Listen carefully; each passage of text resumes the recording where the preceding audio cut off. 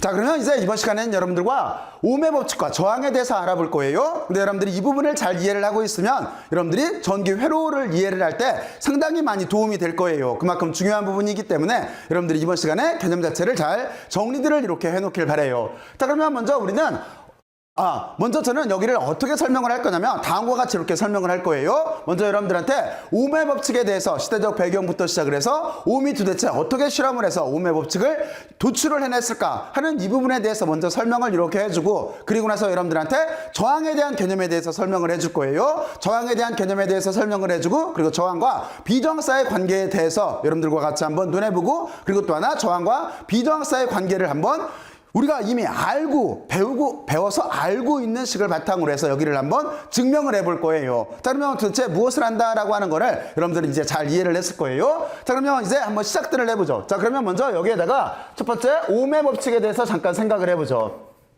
ohm이라고 하는 이분은 독일의 물리학자예요. 자, 그래서 여기에 ohm의 법칙이라고 이렇게 쓰고, 시대적 배경은 어떻게 되는 거냐면 1800년도경에 여러분들이 먼저 1800년도경을 한번 상상을 머릿속으로 한번 해봐요. 이때 많은 과학자들은 어떤 문제에 대해서 연구를 하고 있었냐면 전기 현상 중에서 전이차와 전류 사이의 관계에 대해서 많은 관심을 가지고 이 둘 사이의 관계를 이해를 하려고 노력을 하고 있었어요. 다시 말해서 전이차와 전류가 도대체 이게 비례를 하는 건지 아니면은 제곱의 비례를 하는 건지 등등등 하는 이 관계를 이해를 하기 위해서 노력을 하고 있었어요. 그래서 ohm도 바로 그때 전이차와 그리고 또 하나 전류 사이의 관계에 대해서 연구를 하기 시작을 했어요. 그래서 중요한 결과를 먼저 도출을 해요.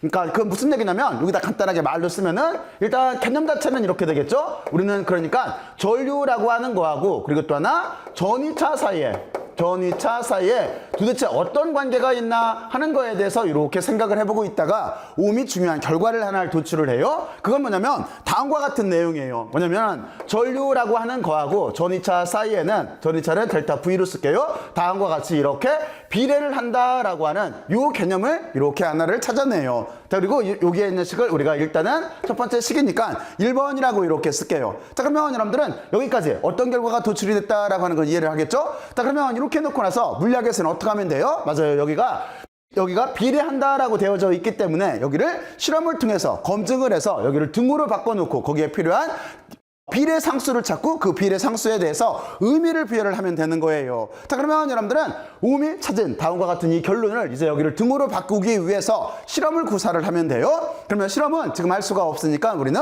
어떻게 하면 돼요? 그렇죠. 사고 실험 모델을 바탕으로 해서 여기를 한번 추론을 해볼 거예요. 자, 그러면 여러분들은 다음과 같이 이렇게 해놓고 여기다가 사고 실험이라고 이렇게 쓸까요? 그러면 여러분들은 하나의 사고 실험 모델을 생각을 해봐요. 이 사고 실험은 정말로 간단해요. 정말로 간단해서 여러분들이 금방 이해를 할 수가 있을 거예요. 자, 그러면 먼저 머릿속으로 준비물을 만들어야 되는데 준비물은 어떤 거냐면 먼저 여러분들이 건전지 있잖아요. 이런 전지를 몇 개 준비를 해요. 전지를 몇 개 준비를 하고, 그리고 또 하나 여러분들이 머릿속으로 꼬마 전구를 몇 개를 만들어요. 꼬마 전개를 만들고, 그리고 여기를 선으로 연결해줘야 전류가 통할 거잖아요. 그러니까 여러분들은 연결 도선을 머릿속으로 상상을 해요. 상상을 했어요. 자, 그리고 그 세 가지 종류를 결합해서 여러분들이 회로도를 한번 만들어 봐요. 회로를 만들었어요. 자, 그러면 그 그림은 다음과 같이 이렇게 될 거예요. 우리가 사고 실험한 거를 머릿속으로 지금 상상한 거를 여기다가 시각화를 시키면은 여기에 이렇게 건전지가 있다라고 보고, 얘가 전지예요. 그리고 이쪽은 플러스 극, 이쪽은 마이너스 극일 테고, 여기를 도선으로 이렇게 연결을 하고 여기에다가 우리가 꼬마 전구를 이렇게 연결을 하면 돼요. 이게 꼬마 전구라고 이렇게 볼게요. 여기에 필라멘트가 이렇게 있는 꼬마 전구를 이렇게 연결을 하고 우리는 이쪽을 이렇게 음극 쪽으로 이렇게 연결을 해주면 될 거예요. 자, 그러면 어떤 모양인지 이해가 갔죠? 다음과 같이 이렇게 해놓고 나서 우리는 여기에서 실험을 진행을 할 거예요. 근데 우리가 이렇게 실질적인 물체로 이렇게 그려도 되는데, 근데 이거를 우리가 이제 좀 더 이렇게 표현을 할 때 이렇게 그림을 다 그리는 것보다는 회로도라고 하는 거 들어봤잖아요. 회로도로 표현하면 훨씬 더 유리해요. 그래서 이 실질적인 머릿속으로 상상을 한 이 모델을 우리가 이제 잠깐 회로도로 바꿀게요. 그러면 여기에다가 회로도라고 이렇게 쓴 다음에 회로도는 어떻게 그리면 되는 거냐면 이쪽을 바꿀 거예요. 그러면 건전지라고 하는 자체는 회로도에서 기호가 다음과 같이 이렇게 돼요. 긴 쪽이 플러스예요. 이쪽이 플러스고 짧은 쪽이 마이너스예요. 마이너스를 이렇게 그리면 되는 거고, 그리고 여기에는 연결 두선이 있고, 물론 지금 같은 경우에 이 연결 두선이라고 하는 거는 저항에 비해서 실제 메인 저항, 여기서 보면 꼬마 전구 얘기했죠? 이 전구에 비해서 저항이 엄청나게 없는 이상적인 도선이라고 보는 거예요. 그러니까 틀림없이 이 도선도 물체이기 때문에 여기에서 저항이 탈 거예요. 근데 지금 여기에 있는 필라멘트에 비해서 여기에는 저항이 거의 없다라고 보는 거예요. 이런 것들을 우리가 일반적으로 이상적인 도선이라고 해요. 이상적인 도선을 이렇게 가정을 하고, 그리고 여기에 있는 전구가 지금 저항이죠? 이 저항은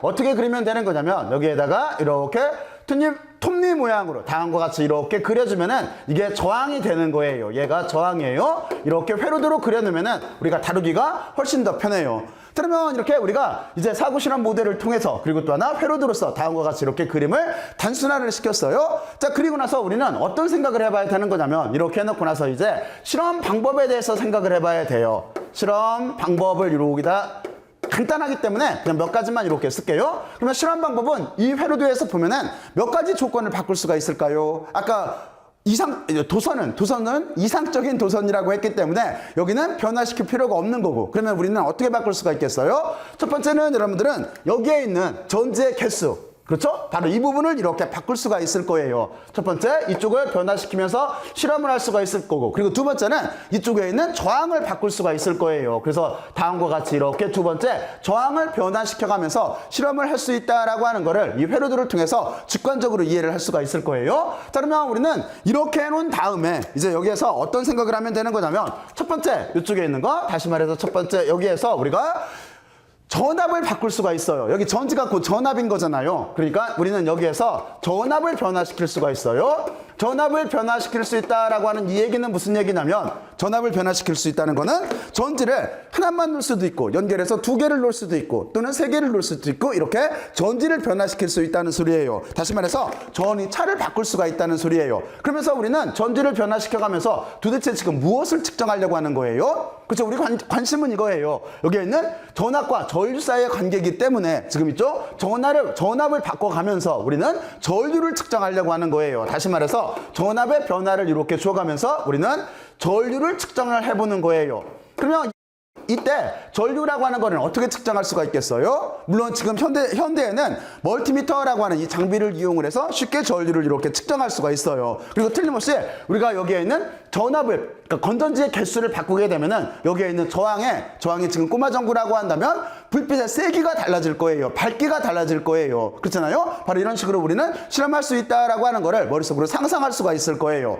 자, 그러면 우리는 이렇게 놓고 나서 이제 현대적인 장비를 써서, 현대적인 장비에 아까 멀티미터라고 하는 이런 전압이나 전류를 측정할 수 있는 장비가 있기 때문에 이 장비를 써서 여기를 측정한다라고 가정을 이렇게 해볼게요. 그러면 우리는 여기를 어떻게 하면 되는 거냐면, 전압을 변화시켜가면서 전류를 측정을 할 때 먼저 전압을 먼저 측정을 해야 되는데, 전압은 어떻게 측정을 하면 되는 거냐면, 일단 전지는 하나만 그릴게요. 전지는 하나만 그리고 이 회로도를 다시 그리게 되면은 여기다가 이렇게 그릴 수가 있을 거예요. 여기에 전지가 이렇게 하나가 있고, 그리고 이쪽에 저항이 이렇게 있을 거예요. 저항이 이렇게 있는 이 회로도에서, 그렇죠? 이쪽은 전압을 뜻하는 거고, 그리고 이쪽은 저항을 뜻하는 거예요. 이렇게 놓고 나서 먼저 우리는 전압을 측정하려고 한다면 어떻게 하면 되는 거냐면, 전압이라고 하는 거는 여기 멀티미터에서 여기 보면은 교류도 있고 직류도 있어요. 근데 지금 같은 이런 건전지 같은 거는 직류 전원이에요. 그러면 여러분들은 여기에서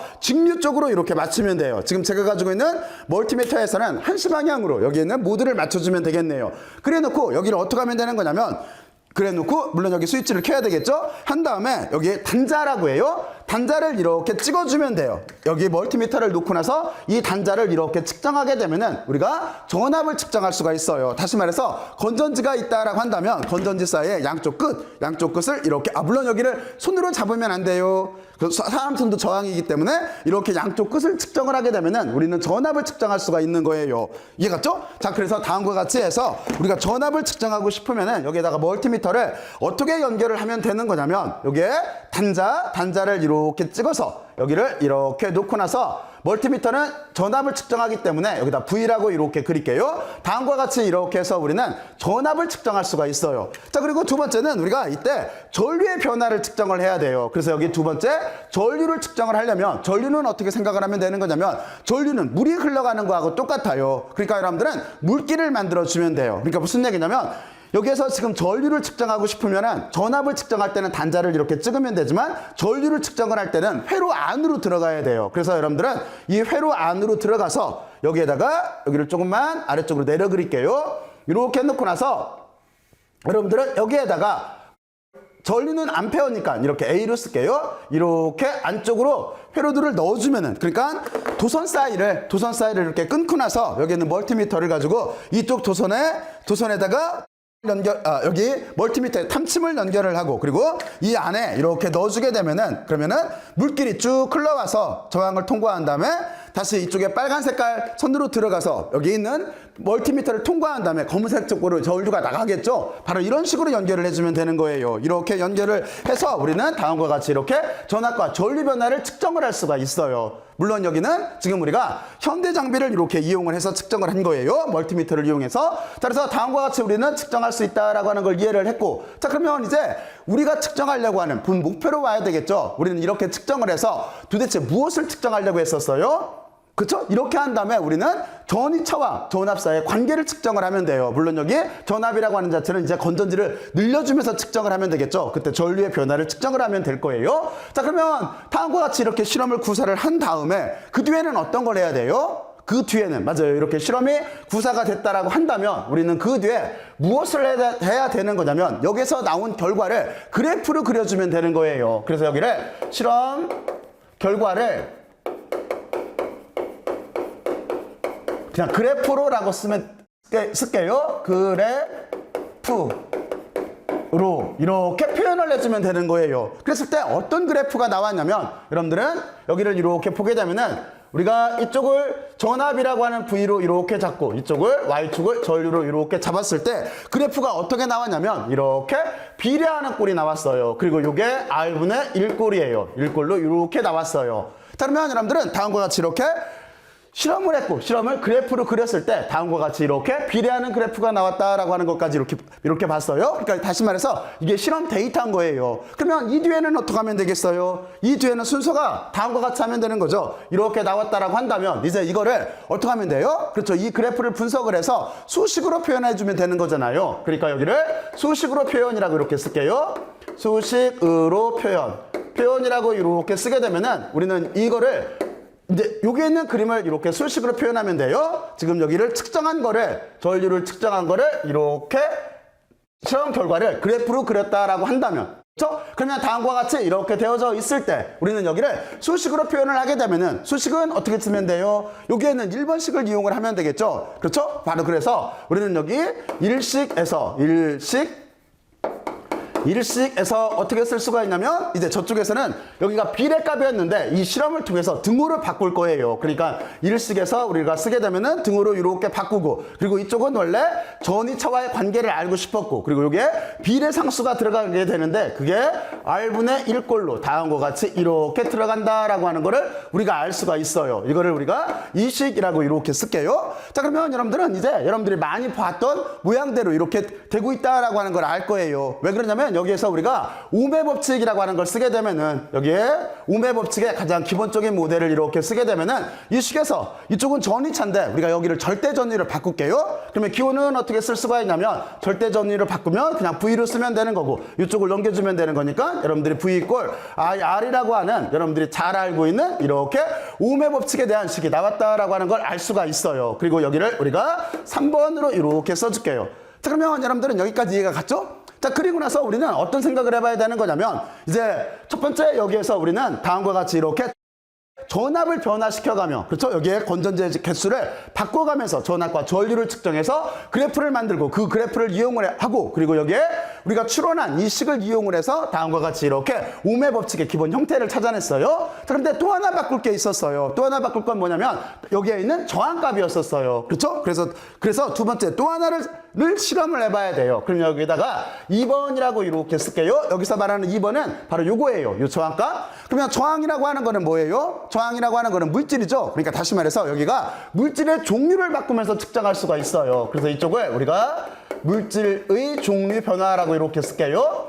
종류 변화라고 이렇게 쓰게 되면은 우리는 물질의 종류를 변화를 시켜가면서, 다시 말해서 여기에는 저항의 종류를 바꿔가면서 똑같은 실험을 반복할 수가 있어요. 그랬을 때 결과가 어떻게 나왔냐면, 여기에다가 우리가 결과만을 쓰게 된다라고 한다면, 그래프는 처음에 어떤 형태였었냐면 옆에 있는 그래프를 그대로 따오게 되면은 전압과 여기 전류, 그러니까 여기 IV 곡선이라고 해요. IV 그래프를 이렇게 그리게 되면은 원래 조금 전에 이렇게 하나의 값을 찾았다라고 했을 때 여기에 있는 저항값을 바꿔서 우리는 다음과 같이 똑같이 이렇게 기울기만 다르지 비례하는 값을 이렇게 찾아냈어요. 다시 말해서 옴이 어떤 걸 찾았냐면 물질의 종류를 바꾸더라도 기울기만 다르지 여기에 있는 그래프가 R분의 1에 비례한다라고 하는 거를 다음과 같이 이렇게 찾아냈던 거예요. 자, 그러면 우리는 이 식이 맞다라고 하는 걸 이해를 할 수가 있죠. 그렇죠? 이 두 가지 실험을 통해서 우리는 다음과 같이 이렇게 옴의 법칙이 성립한다라고 하는 걸 이렇게 알게 되어져 있어요. 자, 그러면 우리는 여기에서 하나 의미만 부여를 할게요.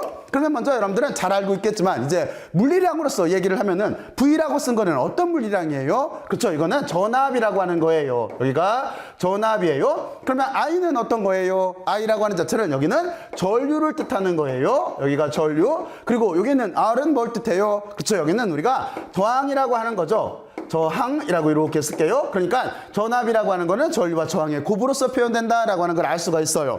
자, 그러면 이렇게 해놓은 다음에 우리는 여기서 어떤 걸 생각을 해야 돼요? 그렇죠? 이제 꼭 단위를 확인하고 넘어가야 돼요. 그러면 여러분들이 잘 알고 있겠지만 전압의 단위는 뭐예요? 전압의 단위는 볼트예요. 볼트. 그러면 전류의 단위는 뭐예요? 전류의 단위는 여러분들이 잘 알고 있겠지만 여기는 암페어예요. 자, 그러면 저항의 단위는 뭐예요? 저항의 단위는 옴이에요. 옴으로 기호는 이렇게 오메가로 써놓고 읽을 때는 옴으로 이렇게 읽어요. 자, 그러면 여러분들은 여기까지 이렇게 잘 이해를 했을 거예요. 이게 옴의 법칙의 세부 사항들이에요. 자, 그러면 여기서 하나만 물어볼까요? 여기에는 볼트, 그리고 여기 암페어, 그리고 또 하나 옴이라고 하는 거는, 그러면 이거는 무엇을 가지고 여기 이름을 정했을까요? 그렇죠? 여러분들이 직관적으로 생각해도 여기는 물리학자들 이름이에요. 다시 말해서 여기에는 옴이라고 하는, 여기 옴을 기호를 여러분들이 헷갈릴지 몰라서 여기를 지우고 이렇게 써줄게요. 알파와 오메가 할 때 그 오메가. 그래서 여러분들은 여기를 읽을 때 어떻게 읽으면 되는 거냐면 여기에 있는 저항의 단위는 오음인데, 오음이라고 하는 분은 여기에서 우리가 방금 누란 여기에는 오음이라고 하는 독일의 물리학자를 기념하기 위해서 여기에다가 오메가라는 기호를 써놓고 나서 저분의 이름을 붙여서 저항을 연구한 공헌을 기념하기 위해서 단위를 오음으로 읽어요. 그러면 전류는 누굴까요? 아까 제가 다 물리학자 이름이라고 그랬죠? 여기는 프랑스의 과학자예요. 프랑스의 과학자에서 여러분들이 이제 회로를 공부한 다음에 그 뒤에 자기장 쪽으로 넘어가야 되는데 자기장에서 앙페르 법칙이라고 하는 거 들어봤어요? 앙페르 법칙이 있어요. 다시 말해서 프랑스의 과학자 앙페르를 기념하기 위해서 그분의 앞에 이름 A자를 이렇게 써놓고 나서 읽을 때는, 단위로 읽을 때는 여기를 우리가 암페어로 읽어요. 자, 그러면 여기에 쓴 V는 볼트라고 하는 분은, 볼트라고 하는 물리학자 들어봤어요?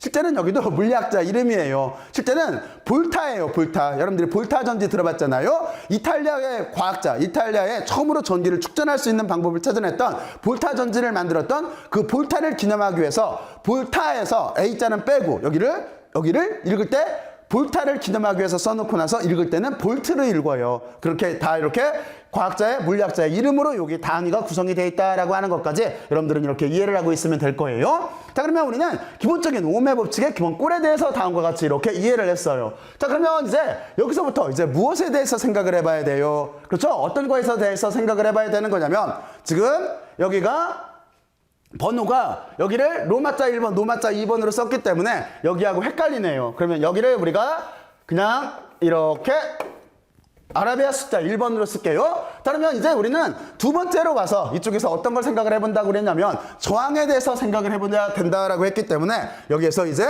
두 번째 저항에 대해서 눈해보죠. 그러면 2번으로 이렇게 쓰고 우리가 드디어 저항이라고 하는 거에 대해서 눈해볼게요. 그러면 저항이라고 하는 거는 크게 봤을 때 우리가 두 가지 식으로 표현할 수가 있어요. 두 가지 식은 어떤 거냐면 첫 번째는 어떤 거냐면 이 식에서 저항이라고 하는 자체는 어떻게 쓸 수가 있냐면 여기는 전류를 가지고 전압을 나눠주면 되겠죠. 전압을 나눠준 값으로 우리가 다음과 같이 이렇게 전류를 기술할 수가 있어요. 그리고 또 하나 전류가 있어요. 또 하나 저항이 있어요. 이 저항은 비저항이라고 하는 값하고 서로 관계가 되어 있는 거예요. 그래서 두 번째로 우리가 저항을 눈할 때 비저항, 룰을 쓰는 게 비저항이에요. 비저항 사이의 관계에서 여기는 어떤 꼴이 들어가는 거냐면 이쪽에는 면적이 들어가고 이쪽에는 길이가 들어가요. 지금 길이는 L로 쓸게요. 이렇게 L이라고 하는 길이가 들어가게 되어져 있어요. 여기 의미는 이렇게 되는 거예요. 뭐 R은 저항이라는 걸 알 테고, 그리고 여기는 루는 비저항이에요. 비저항이라고 하는 개념인 거고, A라고 하는 자체는 면적을 뜻해요. 여기는 면적을 뜻하고, L이라고 하는 거는 길이를 뜻해요. 길이를 이렇게 뜻하는 개념으로 우리는 저항과 비저항 사이의 관계로 다음과 같이 이렇게 또 하나의 저항을 눈할 수가 있는 거예요. 자, 그러면 여러분들은 지금 우리는 이 식에 관심을 가져야 되는 건데, 여기는 여기서 나왔고 이 식에 관심을 가져야 되는데, 여러분들이 여기는 어떤 식으로 사고 실험을 하면은 여기가 이해하기가 쉽냐면, 다음과 같이 사고 실험을 하면은 여기가 이해하기가 쉬워요. 여러분들이 만약에 이쪽을 이해를 할 때 먼저 기준을 잡아요. 여기 사고 실험을 이렇게 할 건데, 기준을 어떻게 잡을 거냐면, 여러분들이 만약에 여기가 기준이에요. 기준. 여러분들이 어떤 터널을 지나간다라고 생각을 해봐요. 근데 그 터널이 크기가 여러분들 키하고 비슷해요. 키하고 이렇게 비슷한 터널을 지나간다라고 생각을 해봐요. 자, 그러면 이거를 기준으로 잡고 나서 만약에 그리고 여기에 면적을 A라고 하고 터널의 길이를 L로 이렇게 놓을게요. 그랬을 때 여기서 변화를 줘보면은 다음과 같은 식을 금방 이해할 수가 있어요. 여러분들이 여기서 어떻게 변화를 줄 수가 있냐면, 근데 여러분들은 이 기준에서 만약에 면적이 작아졌다라고 생각을 해봐요. 그러니까 첫 번째 우리는 어떻게 할 수가 있냐면, 면적이 작아졌어요. 이렇게 줄었어요. 그랬을 때 저항은 어떻게 될까 하는 거에 대해서 생각을 해보면 돼요. 그러면 여러분들은 그림으로 그려보면 돼요. 면적이 작아졌다라고 한다면 면적을 이렇게 그려주면 될 거예요. 그러면 여러분들에 비해서 면적이 작아졌으면 여러분들은 여기를 지나갈 때 쉽게 지나갈 수가 있을까요? 이 기준에 비해서 지나가기가 어려울 거예요. 그러니까 틀림없이 여러분들은 이렇게 되면은 저항을 크게 느끼게 될 거예요. 그러니까 면적이 작아지면은 저항도 켜져요. 그리고 두 번째는 우리가 어떤 생각을 해볼 수가 있냐면, 두 번째는 길이를 바꿔보면 되겠죠. 길이를 만약에 이렇게 길게 늘렸어요. 다시 말해서 면적이 작아진 상태에서 길이를 이렇게 늘렸다고 봐요. 그러면 어떻게 되겠어요? 그나마 지나가기 어려운데 길이가 기니까 더 지나가기가 어렵겠죠. 그래서 다음과 같이 이렇게 하더라도 저항값은 커지게 되어져 있어요. 여러분들은 이렇게 직관적으로 이해할 수가 있어요. 그러니까 면적이 작아지면 저항은 커져요. 그리고 길이가 길어지면 저항값은 커지게 되어져 있는 거예요. 여러분들은 이렇게 이해를 하면 돼요. 자, 그리고 세 번째, 여기는 로라고 하는 비저항이 있는데, 이 비저항이라고 하는 거는 물질의 어떤 종류나 온도 등의 영향을 받는 값이에요. 여기는. 그래서 이거는 어디다 쓸까? 여러분들이 이쪽에다 이렇게 쓸까요? 여기에다가 세 번째 이렇게 해놓고 나서 비저항이라고 하는 로라고 하는 거는, 이거는 물질의 종류나 온도의 영향을 받는 값이에요. 그래서 말로 써주면은 물질의 종류, 그리고 또 하나 온도의 영향을 받는 값이에요.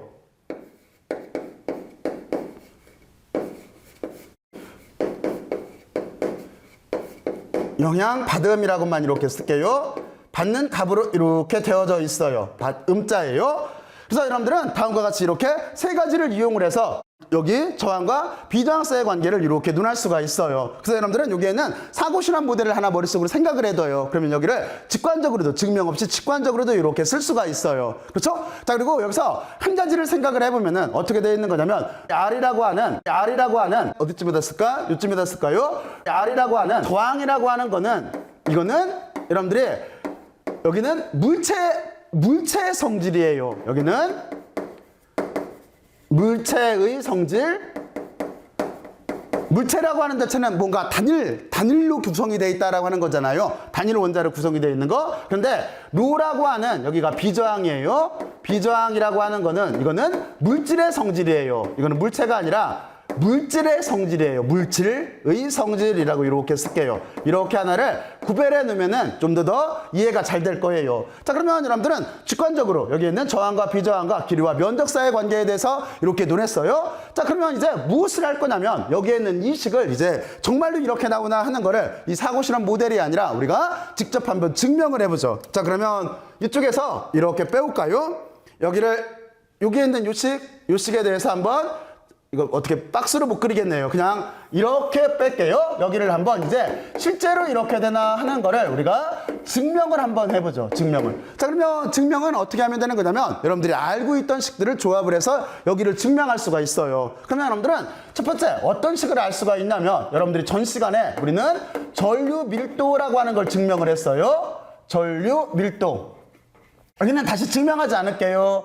여러분들이 전류 밀도라고 하는 J라고 하는 여기 얘를 증명을 했어요. 이건 어떤 꼴이었냐면 이렇게 전류라고 하는 자체를 면적으로 나눠주면 됐었어요. 그리고 여기에 내부 함수는 어떻게 됐었냐면 여기는 N이라고 하는 단위비피당 그 전하량의 숫자가 들어갔고, 그렇죠? 그리고 여기에는 기본 전하량이 이렇게 들어갔고, 이쪽은 드래프트 빌로시티라고 하는 유동 속도에 비례하는 텀으로 다음과 같이 이렇게 우리는 전류 밀도라고 하는 걸 정의를 했었어요. 자, 그렇죠? 그러면 여기서부터 이제 시작을 해보죠. 자, 그러면 이렇게 전류 밀도를 이미 증명을 해봤고, 이거부터 시작을 해서 우리는 저항과 비저항사의 관계에 대해서 지금부터 알아볼 거예요. 자, 그러면 여러분들은 이렇게 해놓고 나서 이제 머릿속으로 하나 실험을 해보죠. 여기에도 사고 실험이 이렇게 필요한데, 이쯤에다가 이렇게 쓸까요? 여기에도 여러분들이 사고 실험을 다시 하나 해봐요. 그러면 어떤 식으로 사고 실험을 할 거냐면 이번에는 여러분들이 첫 번째 도선 토막을 만들어요. 여기가 도선이 있어요. 도선이 있고 두 번째는 이 도선에다가 전이차를 걸어요.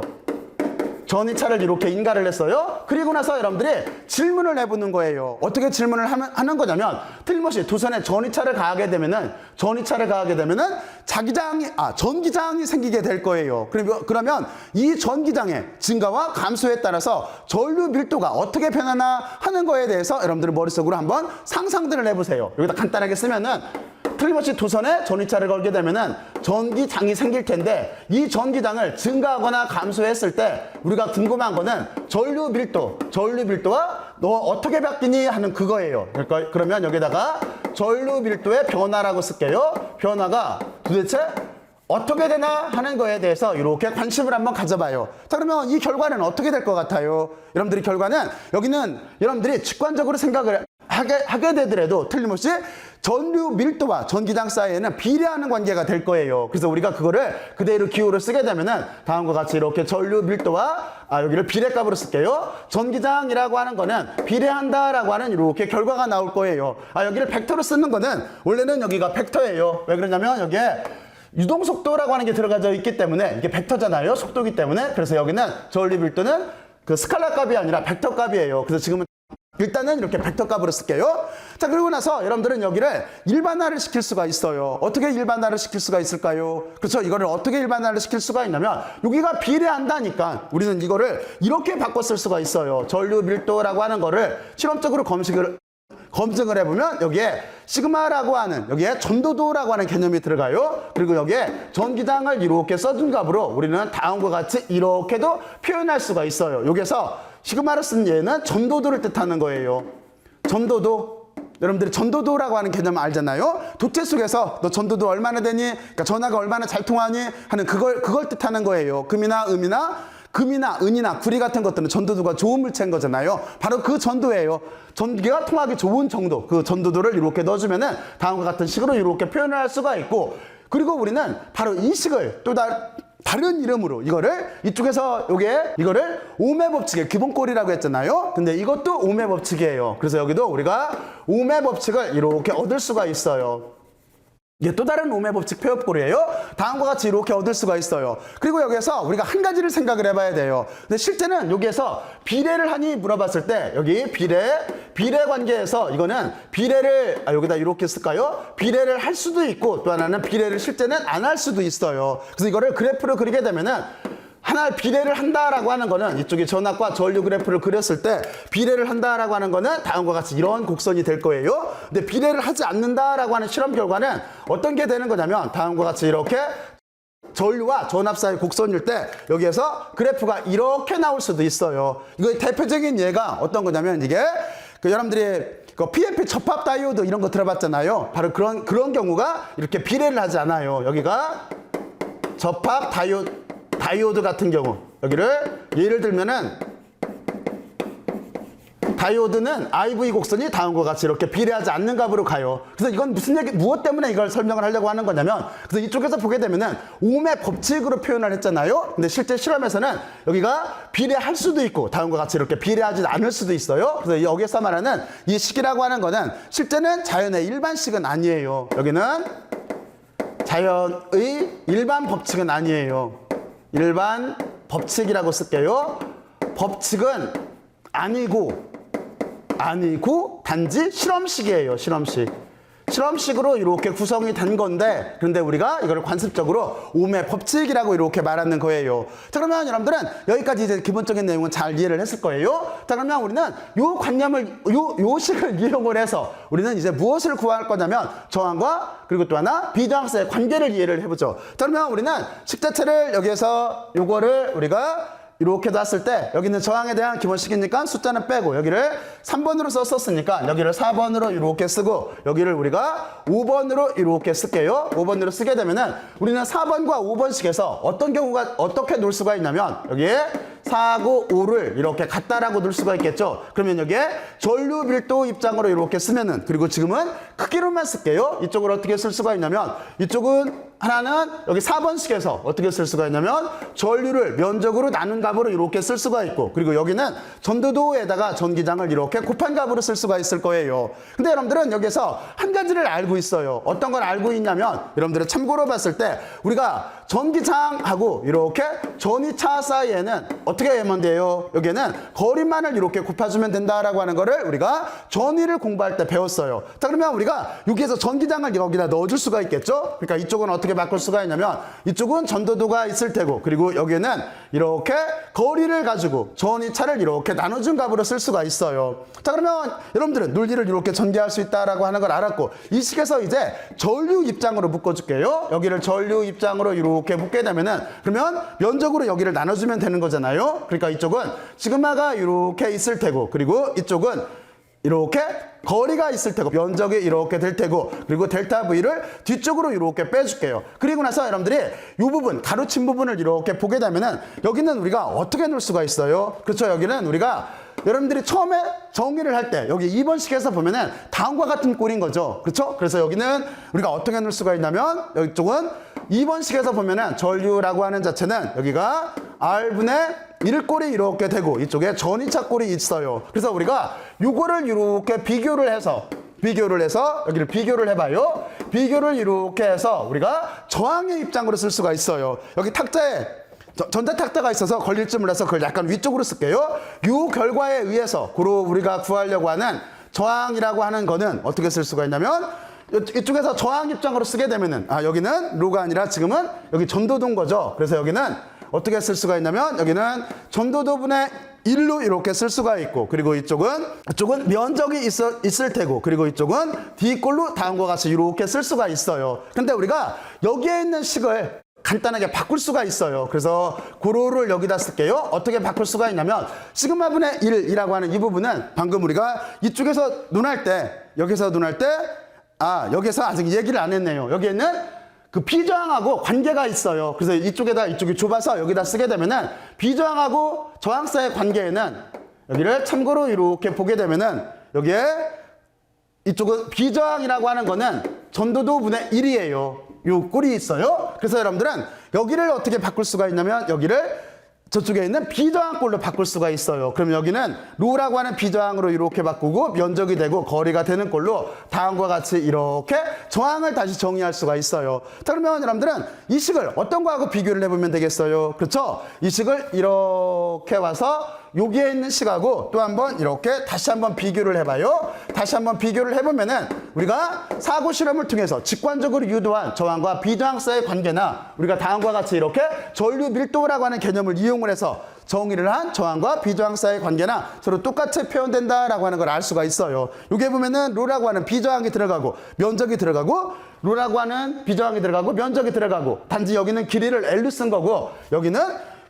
평행판사의 거리, 그렇죠? 바로 그 거리인 D로 쓴 것 뿐이에요. 왜냐면 전위차라고 하는 거는 전기장에다가 여기는 그러니까 평행판 측정기 실험일 때는 평행판사의 거리가 될 테고, 그리고 여기에 있는 D는 어떤 원천자나 부터 시작을 해서 테스트 전화까지의 거리가 되는 거잖아요. 그 거리를 이렇게 D로 썼기 때문에 그 D가 거리가 되는 거예요. 여기는 이놈하고 같은 개념이 되는 거예요. 두 개를 비교를 해보면 같은 의미가 된다라고 하는 걸 알 수가 있어요. 자, 그러면 여러분들은 지금까지 무엇을 한 거냐면 우리는 오음의 법칙과 저항이라고 하는 거에 대해서 알아봤어요. 오음의 법칙과 저항에 대해서 어떻게 생각을 해본 거냐면 처음에 우리는 오음의 법칙이라고 하는 걸 정의를 할 때 어떤 방법을 택했냐면 오음이 했던 실험이라고 하는 거를 여기를 이해를 하고 그거를 우리가 현대적인 장비로 이렇게 멀티미터로 측정할 수 있다라고 하는 개념으로 바꿔서 여기에는 멀티미터 이거를 측정을 할 수가 있으니까 이거를 이렇게 측정하는 실험 고사를 하고 그리고 나서 나오는 그래프를 그려봤어요. 그래프를 이렇게 그려보고 우리가 바꿀 수 있는 건 첫 번째 이쪽에서 전압을 변화시킬 수가 있는 거고 건전지의 개수를 바꾸면 되는 거니까 그리고 두 번째는 저항을 변화시킬 수가 있어요. 그래서 이렇게 저항 다시 말해서 물질의 종류를 변화시킬 수가 있어요. 그래서 여기서 보게 되면은 우리가 IV 곡선에서 여기가 저항분의 1꼴로 기울기가 구해진다라고 하는 걸 이용을 해서 우리는 오음의 법칙에 대한 기본꼴을 이렇게 만들었어요. 그리고 오음의 법칙에 대한 기본꼴에 대해서 전압, 전류, 저항의 의미와 단위에 대해서 이렇게 알아봤어요. 그리고 우리는 그 뒤에 어떻게 한 거냐면 저항이라고 하는 걸 논했어요. 저항이라고 하는 걸 논할 때 어떻게 논했냐면 여기에 있는 저항과 비정사의 관계라고 하는 거를 사고 실험 모델을 통해서 먼저 이해를 했어요. 여러분들 기준으로 하나의 이렇게 면적과 길이를 갖는 터널을 하나 생각을 해요. 터널을 하나 생각을 하고 그 뒤부터 면적을 한번 줄여봐요. 그 뒤에는 길이를 한번 늘려봐요. 그러면 면적이 줄면은 저항은 커지고 길이가 길면은 통과하기가 어렵기 때문에 저항은 커질 거예요. 그게 곧 이걸 뜻하는 거예요. 그렇죠? 이렇게 직관적으로 이해를 해본 다음에 그 뒤에 이거를 우리가 증명을 했어요. 무엇을 이용해서 증명을 했냐면 우리는 전류 밀도라고 하는 걸 이용해서 증명을 했어요. 전류 밀도라고 하는 거는 전류를 면적으로 이렇게 나눠줘도 되지만 또 하나 전류 밀도라고 하는 거는 전기장에다가 전도도라고 하는 여기 값을 이렇게 곱해주면 돼요. 그리고 실제는 이 값도 증명할 수가 있어요. 여러분들 좀 더 고급 전자기학 쪽으로 들어가게 되면은 거기에 대류 전류 또는 전도 전류 또는 변이 전류라고 하는 개념이 나와요. 바로 거기에서 우리는 이 식도 실제는 증명을 할 수가 있어요. 하여튼 우리는 여기를 사고 실험 모델을 통해서 직관적으로 이해를 했어요. 그리고 여기에 있는 전류 밀도라고 하는 거에서 양쪽에 있는 이 두 가지 텀을 갖다라고 놓고 나서 그거를 저항의 입장으로 정리를 해서 다음과 같이 이렇게 기본적으로 우리가 사고 실험한 꼴과 같다라고 하는 것까지 이렇게 빼냈어요. 자, 그러면 여러분들은 여기까지 이제 잘 이해를 했을 거예요. 그러면 여기에서 이제 심화학습을 한번 해봐야 되는데 심화학습은 여기다 이렇게 쓸까요? 여러분들은 여기에서 심화학습은 이제 오음의 법칙과 저항을 이해를 했다라고 한다면 여러분들은 여기에서 저항의 연결이라고 하는 게 있어요. 저항의 연결. 이거는 아주 간단해요. 여러분들이 많이 들어봤을 텐데 하나는 여기가 직렬 연결이라고 하는 게 있죠. 첫 번째 직렬 연결. 그러면 이거는 어떤 거냐면 저항을 이렇게 직렬로 넣으면 돼요. 직렬로 세 개만 그릴게요. 이렇게 놓고 여기를 R1, R2 그리고 또 하나 R3라고 이렇게 나왔을 때 우리가 등가 저항을 그린다라고 해요. 다시 말해서 이 저항 세 개의 저항값이 얼마가 되나 하는 거를 한번 계산을 해보면 돼요. 그리고 두 번째는 우리가 병렬 연결이라고 하는 게 있어요. 병렬 연결이라고 이렇게 쓰면은 이 병렬 연결을 그림으로 그리게 되면은 우리는 어떻게 그릴 수가 있냐면 여기에 저항이 하나, 둘, 그리고 저항이 이렇게 세 개가 연결이 됐을 때 이쪽도 마찬가지예요. 여기를 R1, R2, R3로 이렇게 연결이 돼 있을 때 우리가 등가 저항이라고 하는 게 있어요. 그게 도대체 어떻게 되나 하는 거에 대해서 구해보면 돼요. 그래서 우리가 직렬 연결일 때 등가 저항이라고 하는 자체는 여기는 저항값을 이렇게 다 더해주면 돼요. 여기는 다 더해주면 돼요. 직렬일 때 이 위쪽은 그리고 이쪽 병렬은 어떻게 연결을 하면 되는 거냐면 이쪽은 등가 저항이라고 하는 거를 어떻게 계산하면 되는 거냐면 여기는 분수꼴로 계산해서 다시 역수를 취해주면 돼요.